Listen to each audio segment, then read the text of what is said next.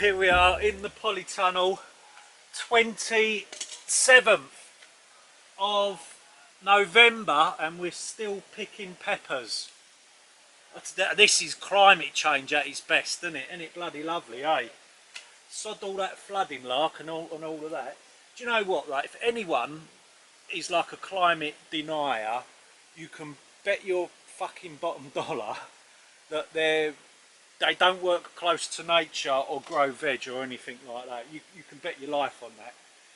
Whether it's us that's doing all of the climate change, I very much doubt it. I think it's a bit of a both. It's a bit of a cycle that goes on, like a pattern or a cycle of this planet, but also, well, quite a lot of it is to do with us as well. Too many people on the planet, eh? We need to start culling. And it's about that time that we pick our sweet potatoes. We've got all sweet potatoes down here. But that ain't a bad old harvest, considering we're not meant to be growing them in this country. But yeah, bring on the global warming and we should be fine growing this sort of stuff. Now let's have a little wander around the garden and see what's going on. It's the 5th of December today. Well, the runner beans are doing well. They're still growing nicely. Now with my broad beans, some of them accidentally sort of dropped onto the floor and they've self-seeded.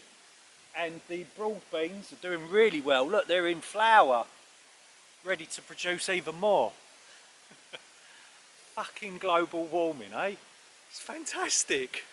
Now, the apple trees are doing really well. Still plenty of foliage. The leaves haven't dropped off. The leaves haven't dropped off just yet. Should be in blossom literally within the next couple of weeks. Oh, global warming makes it really hot. Oh, get out. Now, a little story.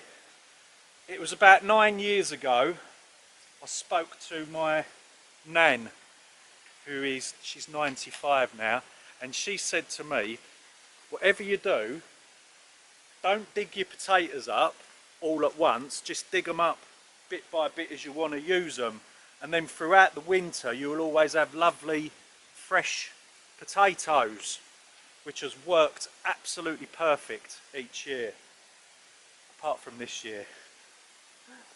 Look, my potatoes have started growing again. We fucking need a frost. We need a frost. Fig tree. Oh my god, this fig's everywhere. It is loving this heat wave and this dry weather. We've been watering it at the bottom. There's a good 150 figs on there. Unbelievable.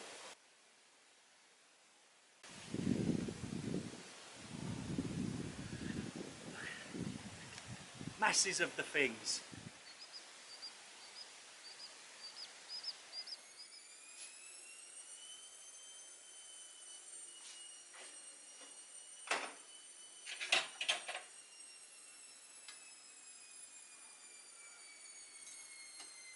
So it seems like climate change is here to stay, and I can only imagine it getting worse.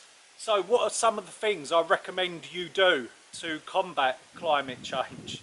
Well, we know we're going to get more heat waves, don't we? We know we're going to get more droughts. That's an obvious, isn't it?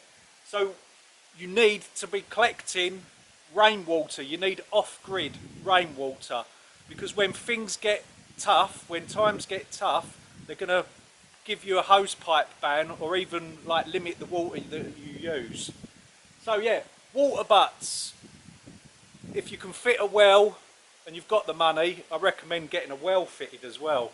But these water butts is only a small scale. You can get these big whopping great industrial ones. I recommend that if you can't get a well dug, collect as much rainwater as possible. Now another thing I recommend that you do is wood chip. See if you can get your hands on wood chip. Look at that bloody plane.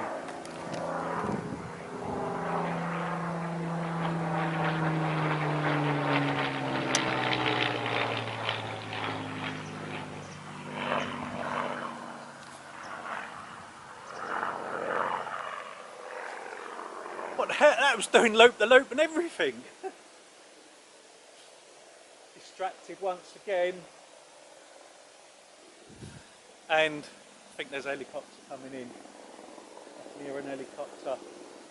So yeah, the wood chip helps retain moisture in the soil, and also by sort of putting it on top as a mulch, it prevents evaporation as well. But plenty of organic matter in soil does retain moisture. And here comes the helicopter. It's all go today. Fuck, the Russians are coming! Go!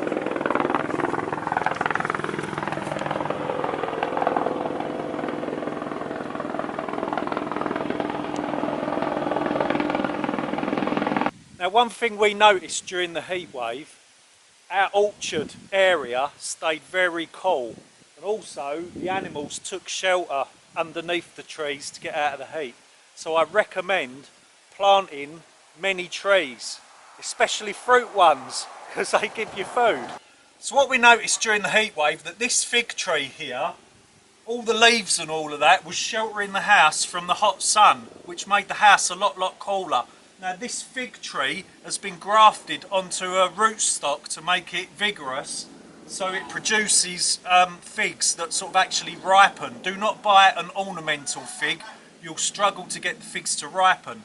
This fig tree also will not damage the foundations of the house because the roots don't travel that far. Now we're in the polytunnel, and during the heat wave this polytunnel got crazy hot.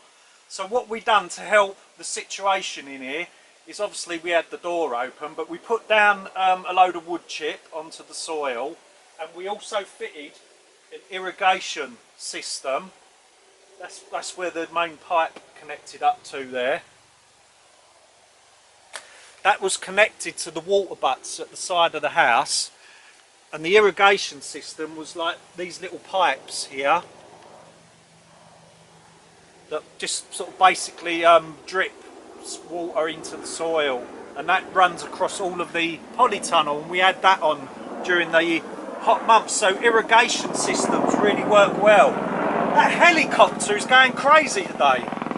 Now it also seems that we have an increase in storms and very high winds, so I recommend that you protect your polytunnel from them winds.